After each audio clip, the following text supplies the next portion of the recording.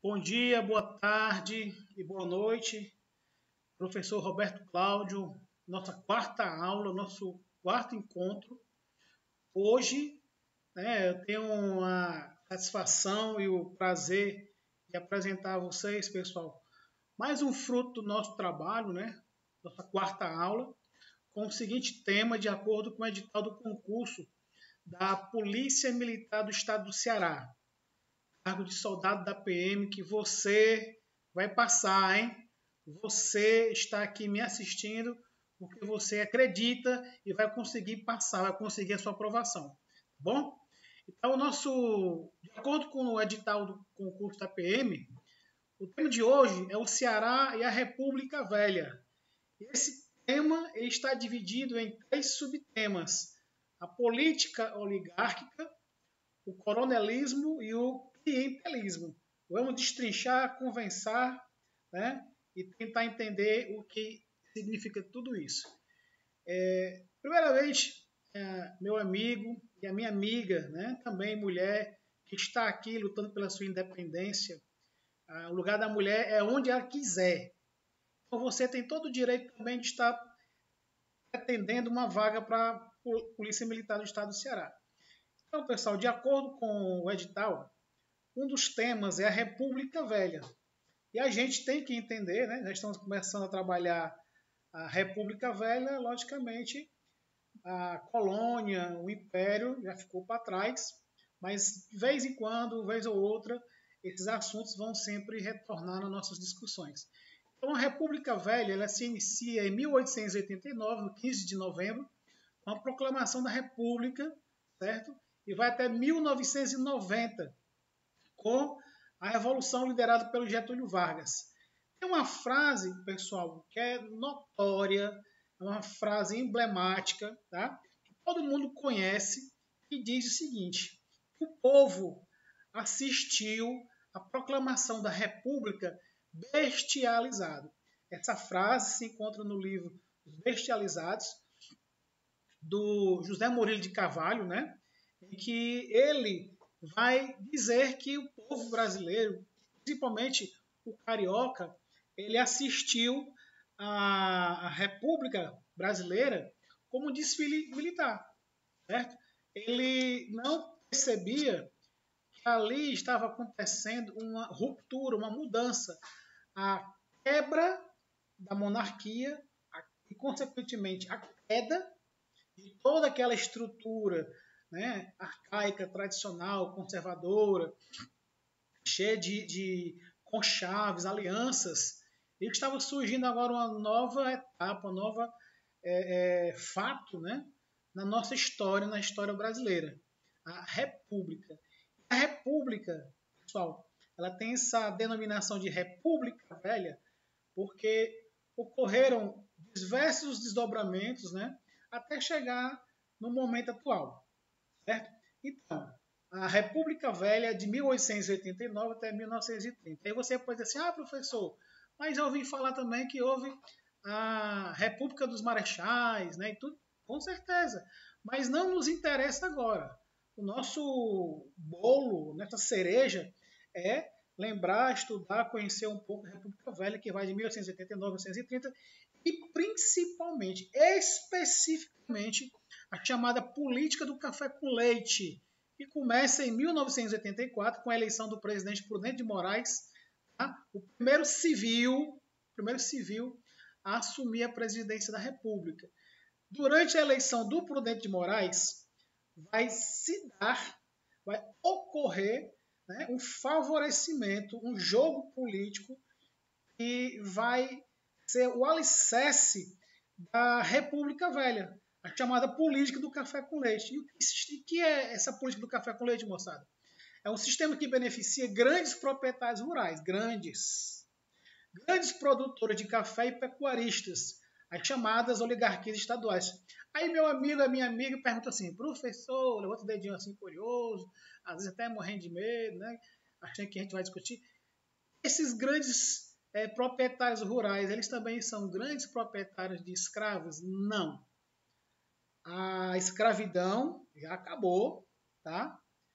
13 de maio de 1888, a princesa Isabel acabou com a escravidão oficialmente no Brasil. Portanto, desse momento até a proclamação da República e do momento em que se cria a República, o sistema representativo, político, né, federativo, então o trabalho não é mais o trabalho escravo, é o trabalho livre. Só que vai ter muitas mazelas, principalmente com a população negra, com certeza. Mas é um assunto, né, que a gente conversa depois. Também, pessoal, vai haver uma denominação, né, dentro desse contexto da política do café com leite, quando começam os favorecimentos, os favores, né, políticos. É chamada política dos governadores ou a política dos estados, que começa em 1898 com a eleição do presidente Campos Salles. Tá? E o Campos Salles, o que ele vai fazer? Ele começa a interferir, a usar o braço político do Estado, tá?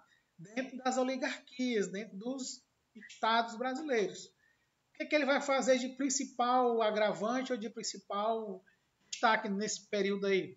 Ele somente vai reconhecer as oligarquias dos seus aliados. O governo vai ter o Estado vai ter uma eleição, vai sair vencedora um candidato da oposição. Esse candidato ele não vai ser legitimado, certo? Vai haver várias insinuações, incitações, né? E, por fim, esse candidato da oposição não vai ser empossado de acordo com a política dos governadores. E aí, pessoal, que a política dos governadores vai usar uma estrutura, coronelismo municipal, oligarquia estadual e o favorecimento político, né, do República, ok? Já em 1910, 1914, com a eleição do Marechal Hermes da Fonseca, vai ocorrer a política das salvações. Professor, eu tenho que decorar isso tudo aí? Não, você não tem que decorar. Aí você tem que prestar atenção que dentro da República Velha, dentro desses contextos, né, vão haver várias manobras políticas, né, para fazer com que os interesses daquelas forças dominantes e predominantes naquele determinado período, elas ocorram. Bom, coronelismo, o que vem a ser essa palavra? Aí você imagina que seja um oficial da polícia, um oficial do exército, né? Bom, pessoal, o coronelismo relacionado com a política brasileira, ele é bem mais antigo. Ele começou lá no período regencial, tá? Então, desde a época do período regencial, que os fazendeiros, os grandes proprietários rurais, os grandes proprietários escravocratas daquela época, eles recebiam um beneficiamento político do Império Brasileiro. Lembrando, se é no período regencial, de 1831 até 1840, não tem nem Dom Pedro I, nem tem Dom Pedro II. São regências, tá? Então, e o principal articulador da entrega dessas patentes de coronel, né, pessoal, vai ser o Padre Feijó, que vai começar a procurar apoio para conter as rebeliões, as revoltas, né? E aí ele vai começar a prestigiar os fazendeiros, dando a eles as patentes de coronéis, uma espécie de milícias, né? Milícias que não fazem parte do exército brasileiro, que era pequeno, a quantidade de soldados às vezes até nem tinha em algumas regiões, por isso que convocava os coronéis que eram favoráveis ao governo imperial, né? Então, o coronelismo é caracterizado pelo prestígio e pelo poder de mandato. Era o chefe político local e regional, geralmente um latifundiário, cujo poder era proporcional ao número de votos por ele controlado. Como é que ele controlava? Ele tinha um curral eleitoral. Por isso que o voto é chamado de voto de cabresto, para assegurar nas urnas a vitória de seus candidatos, com base nas oligarquias. As oligarquias diziam, vão votar no candidato tal. Então, aquele candidato tem que sair vitorioso. Ok? Aí, se não saísse vitorioso, aí tinha uma comissão, né, eleitoral chamada Comissão Verificadora, em que ela não garantia praticamente nada, era manipulada. só garantia vantagens, benefícios, né, das pessoas que elas tinham interesse de ver ali um nome lá no topo, né? Então, é totalmente um sistema fraudulento, violento, porque o voto era imposto, era um voto cantado, a pessoa tinha que expressar o seu candidato, o nome. Caso contrário, ele sofria todo tipo de violência, né, contra ele, contra a família dele. Aí também, né, por conta desses desmandos, desses descontroles, que vai surgir também o banditismo, né, o cangaço, por conta da ação, muitas vezes, violenta dos coronéis. O coronelismo é um sistema político governista na medida em que depende dos governadores dos estados. Oligarquias para a execução das melhorias municipais. Leiam, interpretem, pensem, né, raciocinem, qualquer dúvida, entre em contato comigo, tá? Através dos comentários, né, no próprio vídeo que vai ficar à disposição de vocês. Aí você tem aí, moçada, o coronelismo e o clientelismo. O coronelismo ele é baseado no pavor, no medo, na violência. E o clientelismo é baseado no favor, na troca, né, de favores, na oportunidade, né, de cobrir a necessidade do outro. O político que eu voto e às vezes o eleitor, né, ele quer uma vantagem. Temos aqui a definição de clientelismo. Tá? Vamos dar uma leitura rápida aqui. A relação de troca pode ser entre político e político ou político e cidadão. No caso do apoio entre políticos, há a oferta de cargos públicos para amigos. Vocês veem muito, e um detalhe, o coronelismo acabou hoje em dia.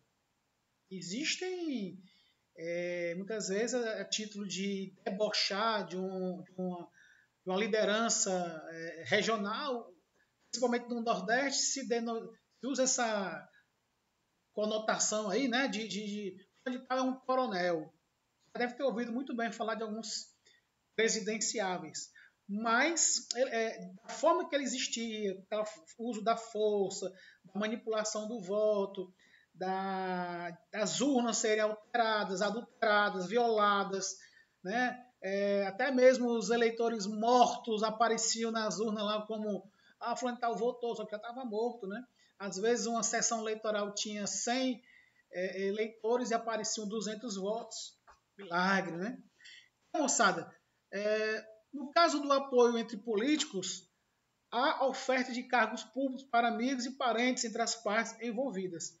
E quando se trata da relação político-cidadão, as propostas são diversas.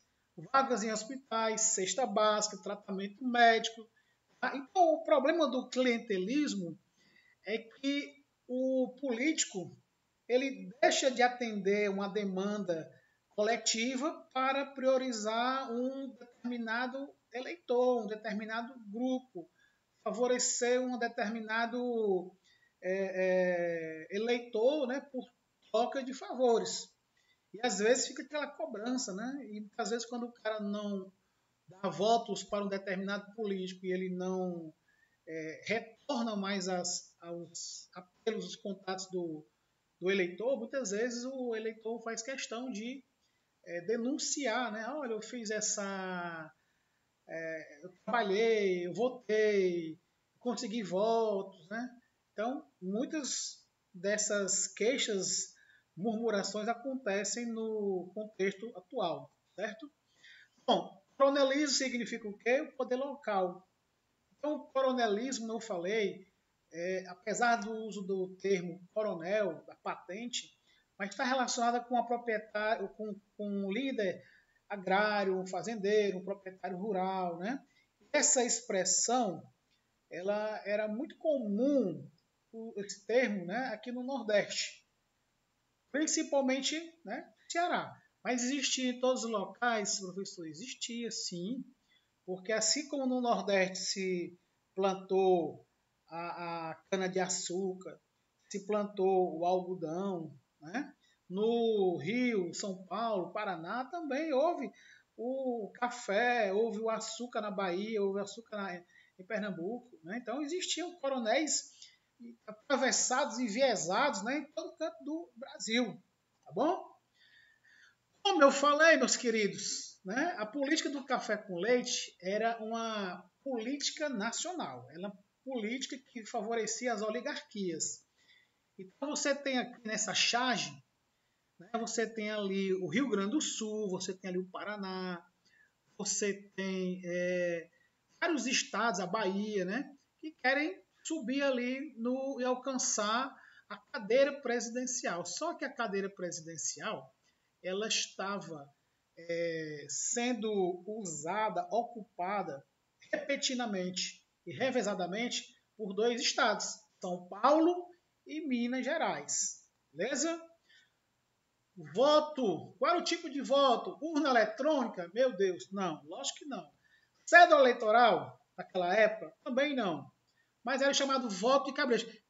Na verdade, tinha um voto eleitoral, a urna, a cédula eleitoral, mas a grande maioria da população brasileira ela era analfabeta. Então, tinha exigências, né? E tinha condições para você ser eleitor. Maior de 21 anos de idade, ser alfabetizado, né? Mulheres não podiam votar, desempregados, pessoas da igreja, né? Então, não existia uma urna eletrônica, lógico, obviamente, existia uma cédula, mas sabe muito bem que tinha todo aquele problema do analfabetismo brasileiro, né?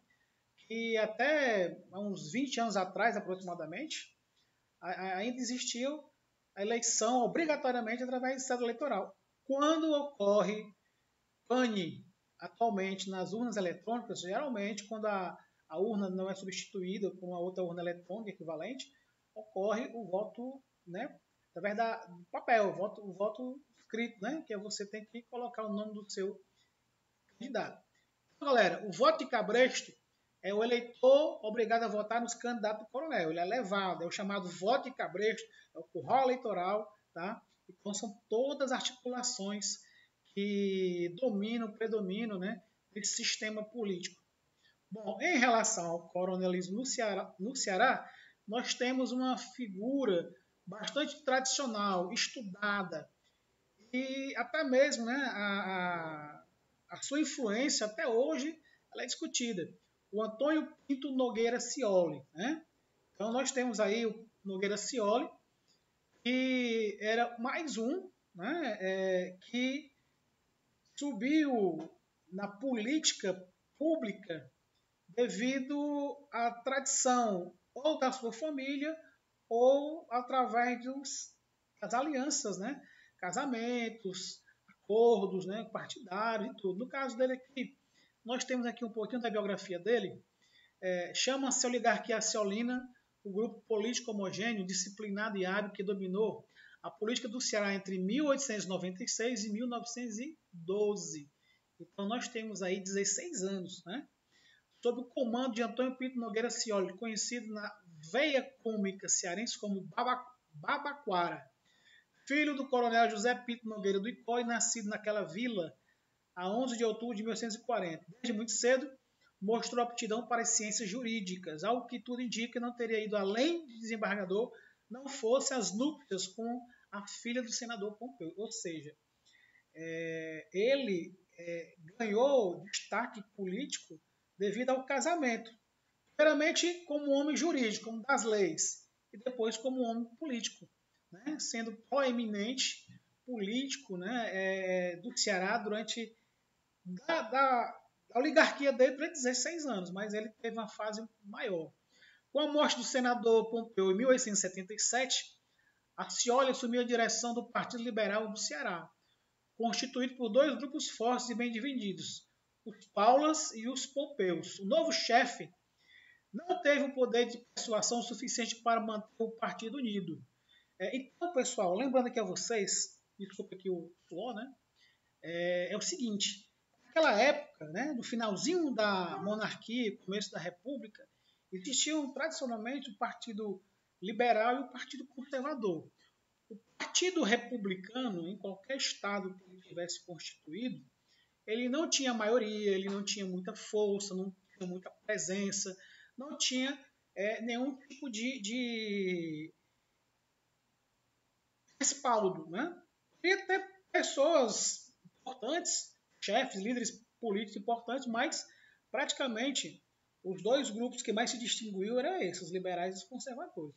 Os liberais supostamente são aqueles que queriam que mudança, e os conservadores são aqueles que querem continuar, né, na janela, pegando aquele ventinho, se mantendo nos seus privilégios, nos seus poderes. Então, quando o líder do Partido Liberal no Ceará, o senador Pompeu, faleceu, ele deixou o grupo praticamente na mão do seu genro, que era o Nogueira Scioli. Só que o Nogueira Scioli, ele não tinha essa habilidade, né, para comandar esse jogo político. Então surgiu essa divisão entre os Paulos e os Pompeus. Os Pompeus, logicamente, que no caso está se referindo ao Nogueira Scioli, né? O novo chefe, no caso Nogueira Scioli, não teve o poder de persuasão suficiente para manter o partido unido. Houve então uma bifurcação. Scioli chefiou os Pompeus e Antônio Rodrigues Júnior liderou os Paulas, né? Estes conservaram o jornal Cearense, enquanto a Scioli dava a Tribuna do Norte para servir a sua facção política. Então, pessoal, em pese a baixa escolaridade, a alta taxa de analfabetismo no Brasil e no Ceará, ou seja, nas províncias, né, ainda estamos na monarquia, havia jornais de circulação, né, não eram grandes tiragens, mas esses jornais, eles eram jornais que traziam uma grande convicção política, né? Ou seja, para cada grupo, para cada segmento, né? Cada um mais ele se via como um divulgador dessas ideias que estavam surgindo. Então, em rápida ascensão política, foi indicado presidente da província do Ceará em 1878, deputado na Câmara dos Deputados Gerais, né? Em 1884, ano, né, do fim da escravidão no Ceará, figurava como primeiro vice-presidente da província do Ceará. Eleito senador do Império, não assumiu o cargo por quê, pessoal? Pelo advento, né, da República. Ou seja, ele ia ser senador do Império, mas no momento houve essa mudança, né, e agora passava a ser uma república e não era mais indicado, né? Tem que ser votado. Bom, essa aqui é a trajetória política. Nós temos aqui dois slides, né, falando sobre a trajetória política do Nogueira Scioli. Né? Tem algumas coisas aqui interessantes, pessoal. No primeiro mandato dele, né, de 1896 a 1900, inaugura linhas telegráficas, Aracati, Crato, Missão Velha e Morada Nova, construção da ponte sobre o rio Pacuti. Só que essa ponte aí, eles fizeram um orçamento para a construção de 5 pontes, só uma que foi feita. E mesmo assim, demorou, né, tempo suficiente para haver desvio de verba pública. Né?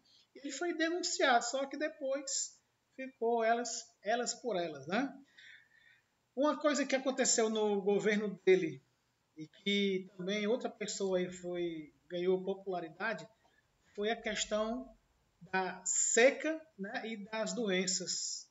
O Estado, assolado pela seca, proibiu a saída de imigrantes, né, para não faltar mão de obra e eleitores, e opunha-se à ajuda de pessoas que tentassem amenizar a situação da população faminta e castigada por epidemias. Bom, o Rodolfo Teófilo, né, que era um baiano, mas que cresceu e viveu aqui no Ceará, ele era um farmacêutico e ele viu toda essa situação, a fome e a doença, né, dizimando a nossa população. O que ele fez? Ele, por conta própria, ele criou uma vacina e saiu aí, né, imunizando a população. Muitas pessoas não quiseram, ele convencia as pessoas da importância da imunização.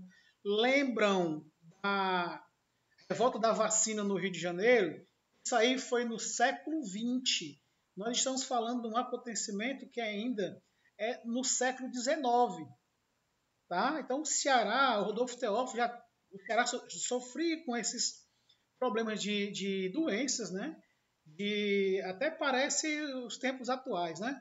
A galera tinha que ser vacinada, algumas pessoas não aceitavam, tinha que haver aquela persuasão, aquele convencimento. algumas pessoas do governo atacavam o Rodolfo Teófilo, né? Então era feita totalmente uma articulação para não pessoas serem beneficiadas com aquele trabalho que ele estava fazendo, né? Em 1900 até 1904 surgiu o governo do cara que era para, na verdade,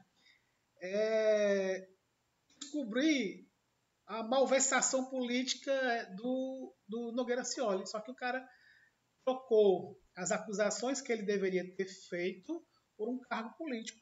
Apoiado pelo ministro da Fazenda do presidente Campos Sá, Joaquim Murtinho, que queria entregar os poros do Nogueira Scioli, né? Na prática deveria ser um opositor do Nogueira Scioli, só que ele acabou trocando as acusações pelo cargo político, cargo de senador. Então foi o que aconteceu, ele ficou caladinho e tudo passou incomum, né? Rodolfo Teófilo, a vacinação contra a varíola. Rodolfo Teófilo tem uma imagem dele, ali é uma foto dele antiga, né, no começo do século passado, né, vacinando e imunizando a população cearense. A oligarquia Sciolina. Nogueira Scioli foi o principal oligarca cearense, governando o estado de 1896 a 1912. Durante seu período desenvolveu um grande esquema de dominação político-social, né, caracterizado pelos seguintes elementos: nepotismo. O que é o nepotismo? Ele empregar parentes. Pacto dos coronéis, aliança com os grandes comerciantes de importação e exportação. Ou seja, o pequeno comerciante ele passou a ter dificuldade até mesmo de sobrevivência do seu negócio, porque os importadores eles estavam tendo mais vantagem do que os brasileiros, vamos colocar assim. Então,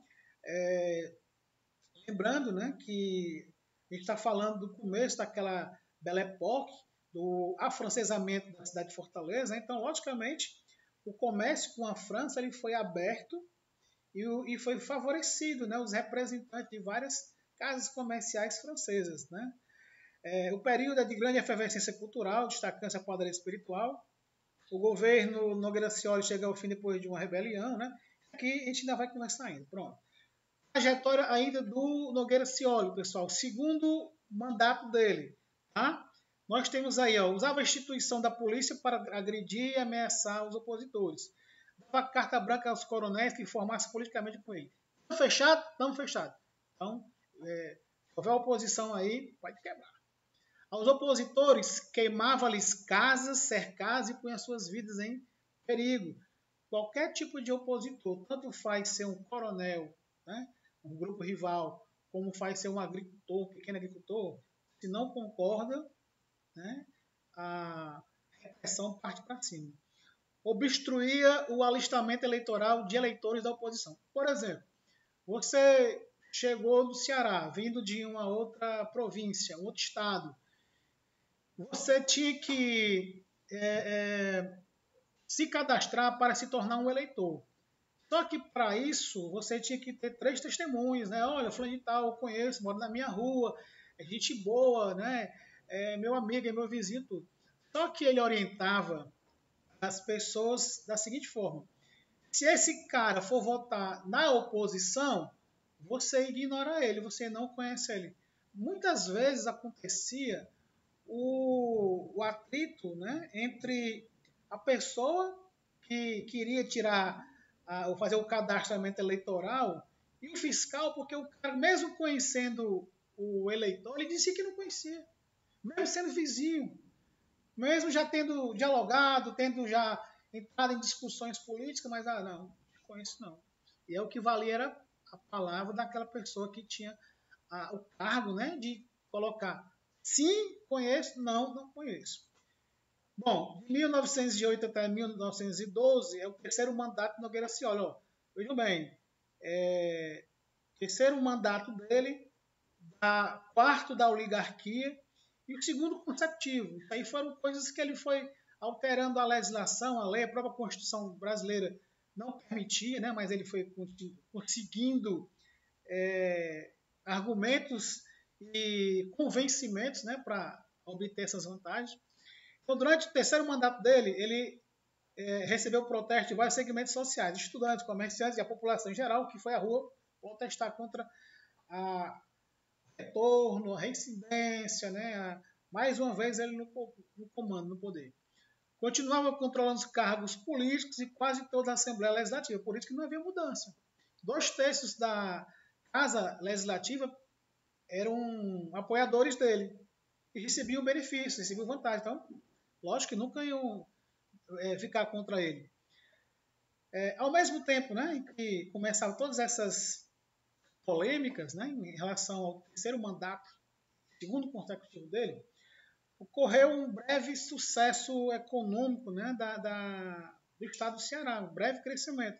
Devido ao quê? As pessoas que saíram do Ceará para trabalhar no norte, né, na Seringais, no Pará, no Amazonas, essas pessoas começaram a enviar reservas de dinheiro para os seus parentes e o dinheiro começou a circular aqui, né? Então, logicamente, o maior fluxo de dinheiro, maior circulação de mercadorias, né? E a economia agradeceu. Construção do Teatro José de Alencar, mas era um símbolo de modernidade e de ascensão econômica de Fortaleza. Lembrando, moçada, que no final do século XIX, por conta da cultura algodoeira, do algodão, né? O algodão começou a trazer beneficiamento, melhorias para Fortaleza. Então, houve uma reviravolta da cidade em relação ao campo. Então, várias obras, empreendimentos, atividades, várias construções que eu já citei na terceira aula, que é a chamada Belle Époque, surgiram no final do século XIX, e aí nós vamos ter agora o Teatro José de Alencar em 1910. Monopolizava o preço da carne e a cidade vivia coberta de lixo. Por quê? Porque os administradores, o intendente, o Guilherme Rocha, era com medo, né, de discutir com a oligarquia alciolina, porque todos os setores, os serviços, né, públicos estavam controlados, é o chamado nepotismo, né, pelos familiares do Nogueira Scioli. E como se deu a sucessão e a queda da oligarquia sciolina? Durante o final do terceiro mandato dele, ele, já sabendo que não daria certo ele concorrer mais uma vez a um cargo do executivo, né? Ele indicou o doutor Domingos Carneiro Vasconcelos. Fez a convocação dos delegados correligionários através de jornal. Quem que tinha acesso ao jornal? Somente as pessoas alfabetizadas. Mas as pessoas alfabetizadas que eram oposicionistas também ficaram sabendo. Então, o grande problema foi que o candidato indicado por ele, doutor Domingos Vasconcelos, ele disse que o governo dele seria a continuação da administração do governo Nogueira Scioli. Foi aí que a população, né, os estudantes, trabalhadores, caiu em cima e foi para a rua protestar, reivindicar. Né? Então, para enfrentar a oligarquia sciolina, o nome indicado foi o do cearense ausente desta terra há mais de 20 anos, o tenente-coronel Marcos Franco Rabelo. Aí eu te pergunto aqui, por que ele entrou assim de repente, o Franco Rabelo? Aí a gente vai voltar para o governo do Marechal Hermes da Fonseca, né, que é a chamada política das salvações. Como tanto o Hermes da Fonseca como o senador Pinheiro Machado, eles queriam substituir o Nogueira Scioli, então eles aprovaram, né, o nome do Franco Rabelo, que fazia parte de um outro grupo político cearense, já estava ausente da terra há 20 anos, e mesmo ausente, né, o nome dele foi ventilado aqui, foi aprovado, e aqui as pessoas, nas reuniões públicas, mas que eram altamente censuradas, né, pela ordem pública, pela polícia, né, pela cavalaria, né, pelos delatores, né, ele era chamado de eco-homo, ou seja, eis o homem, ou seja, começou a surgir um diferencial, né, acreditar que o Franco Rabelo seria capaz de derrotar as forças e o poder político, né, da oligarquia do Nogueira Scioli. As passeatas e as manifestações de discurso sucederam-se no centro de Fortaleza, sempre sob o olhar intimidador da oligarquia, das forças policiais. Uma manifestação oposicionista pró-Rabelo foi dissolvida pela cavalaria, havendo troca de tiros. a Associação Comercial, em protesto, decidiu pelo fechamento do comércio por uma semana. E quem ousou abrir, teve seu comércio destruído, né? Apedrejado, e as pessoas com medo, né? Receosas da agressão física, do prejuízo, né? Material, as pessoas fecharam suas atividades. Mudanças no Ceará. Franco Rabelo. E aqui nós temos a Odete de Paula Pessoa, militante da Liga Feminista Pró Franco Rabelo. Lembrando que a Odete de Paula Pessoa, ela era filha de um dos dissidentes, né, da oligarquia do Nogueira Scioli. Certo? Então ela, como filha, né, daquele dissidente, deixa eu voltar aqui para a gente encontrar e lembrar o nome dele aqui, ó. Ok? Fomos muito longe. Vamos voltar aqui. Aqui, ó. Ela era parente, né, do Antônio Rodrigues Júnior. Certo? Então ela, a Odete, né, ela segurou aquele estandarte representando uma associação feminista, né, que estava lutando contra a oligarquia Sciolina e, ao mesmo tempo, em defesa, né, da candidatura do Franco Rabelo. O que essa Liga Feminina fez? Convocou a passeata das crianças. Professor Roberto, essa passeata das crianças vai cair na prova? Tem possibilidade? Com certeza, meu amigo. Tá? Tudo isso aqui, mas principalmente esses pontos mais certos, né? A passeata das crianças, essa revolta, né? Tudo isso aí são temas geradores, né, de questões que podem cair assim, no concurso. Vamos lá, quem convocou essa passeata foi a Liga Feminista Pro Franco. Foi a Odete? Não, a Odete estava só levando o estandarte, né? Mas ela era filha de um dos opositores e dissidentes, né, da oligarquia Sciolina. Convocada pela Liga Feminina Libertadora Pro Rabelo no dia 21 de janeiro de 1912, acompanhada por cerca de 8.000 pessoas, era uma novidade, né? As crianças ali, cerca de 600 vestidas de branco, com enfeites verde e amarelo, com o broche do Franco Rabelo. Quando se aproximou da Praça do Ferreira, né, o percurso foi da Praça José de Alencar até a Praça do Ferreira. Né? Então você aí memoriza, né, tira-se fecha os olhos e pense no percurso. Foi mais ou menos aquele percurso que você, se conhece o centro de Fortaleza, você vê, né, da Praça do Ferreira até a Praça do Ferreira, né? Praça de Alencar até a Praça do Ferreira, perdão. Quando se aproximou da Praça do Ferreira, foi atacada pela cavalaria da Polícia Estadual. Houve correria desordenada, tropeços, quedas, pisoteamentos e a morte de uma criança a bala. Tá? A população se armou e perseguiu tropas do governo. Por quê? Porque as tropas do governo começaram, meio que sem controle, né, a atirar em todas as pessoas que estavam nas ruas. E, naquela época, polícia militar e exército, eles não eram subordinados ao governador, eles tinham uma certa autonomia, o exército. Então, inclusive, esse soldado, né, que atirou na criança, um cabo do exército matou o soldado, né, que atirou na criança. Inclusive, é uma narrativa, né, de que a criança implorou para não ser alvejada, mas o algoz, né, atirou sem dó e sem piedade. Tá?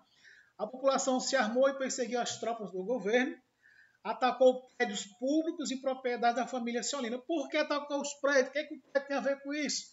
O prédio não tinha nenhum tipo de beneficiamento e utilidade para a população. O prédio estava sendo manipulado, usado, né, tanto para os amigos da oligarquia Sciolina. Quando a gente fala amigos, é um grupo seleto, tá? E ao mesmo tempo só empregava as pessoas da família do Nogueira Scioli. Outro detalhe, pessoal,